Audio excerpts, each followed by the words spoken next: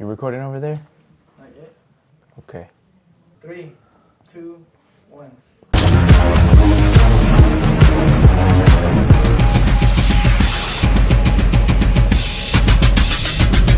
I would have been like that on your ass. What is up, everyone? Today we are in the Ronin headquarters.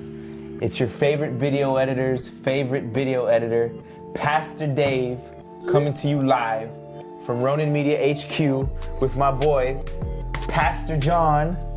Today we have something very special for you guys. You want to go ahead and let them know what it is? All right, Dave. So today we're going to discuss what steps to take when you want to start off your video or photography business. What would you recommend I start off with if I'm not too knowledgeable on what settings to use? Yeah, of course. So when you're looking for a camera body, there's a few things that you want to keep into account. You want a camera body that shoots at 24 or 25 frames per second, which is what gives you that cinematic look. And you also want something that can shoot like manual exposure, so you can mess with the settings later on when you become more adept into it. And you also want something that is nothing too bulky. Obviously, you don't want to be carrying a big, huge bag around if you're just starting out. This is the A7R2.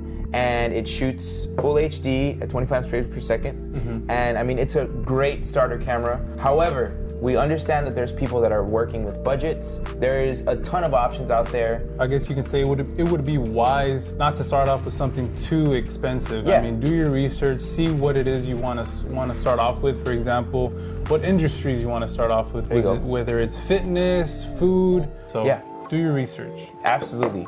And also, I mean, I just quick little tidbit about this camera. The reason that we went with this was because it's kind of like the best of both worlds.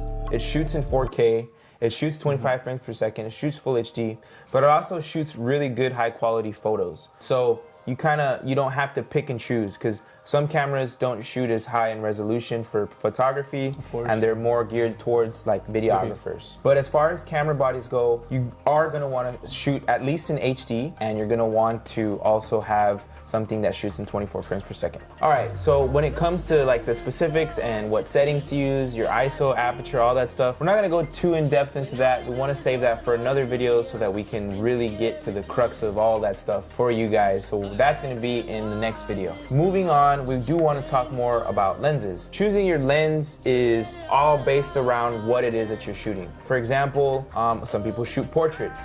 Some people like that bokeh effect.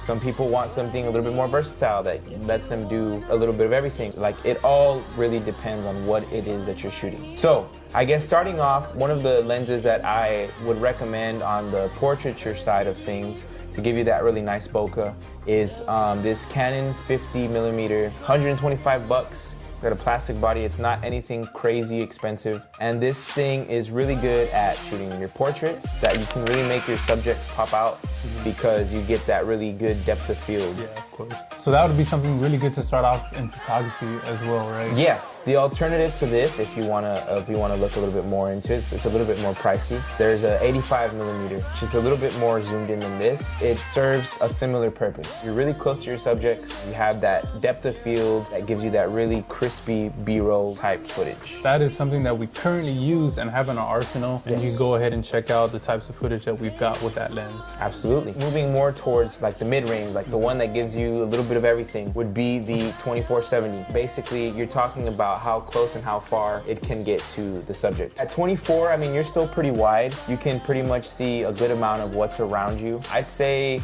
we use the 24-70 the most because we can get so much with it. You can get close-ups of people when they're in sports. We've used it for sports. We've used it for fitness. We've also used it for cars and food. It's one of those lenses that really lets you get all around. And if you're really rolling on a budget and you can only choose one of these options that we're gonna be presenting to you guys, definitely I would say a 24-70. Now we have the 2.8 version, which means that it's really wide. Like I said, we'll talk about that way more in depth in another video, but it means that it allows more light into it. They make a 4.0 version, which is a lot cheaper, and it's a lot more budget friendly for you guys that are out there and you're rolling on a budget and you really want to make some cool stuff, but you're not where you want to be yet financially.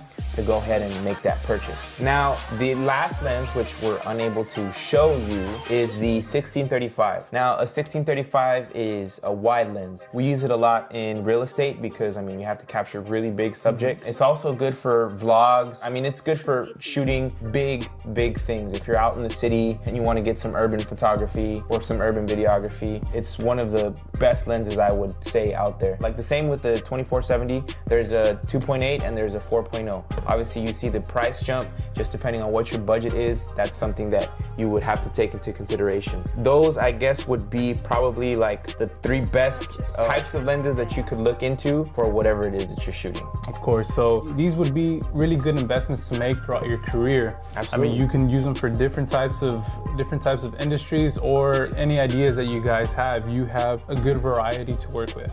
Okay, so last but not least, one of the big things that we also want to focus on in this video is your audio. Audio is very important, and it's one of the things that took us a while to actually understand of how much of a difference it would make. Of course, I mean, as you can see, the audio that we're getting right now is very key to this video. Otherwise, you guys wouldn't even understand what we're saying. Exactly. Again, my people out there rolling on a budget trying to get something done, a good starter would be this Rode video mic. This one you just slap on the top of your camera rig and you turn it on, you plug and you play, and you're good. On the go, it's very fast and it allows you to get whatever sounds you need to get. Like, sound is always very important.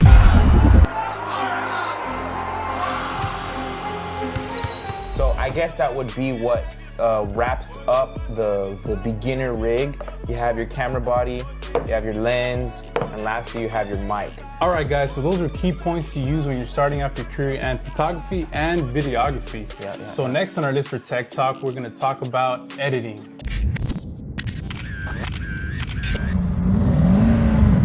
Thank you guys so much for watching and tuning in with us. Stay tuned for that next video, and we'll catch y'all next time.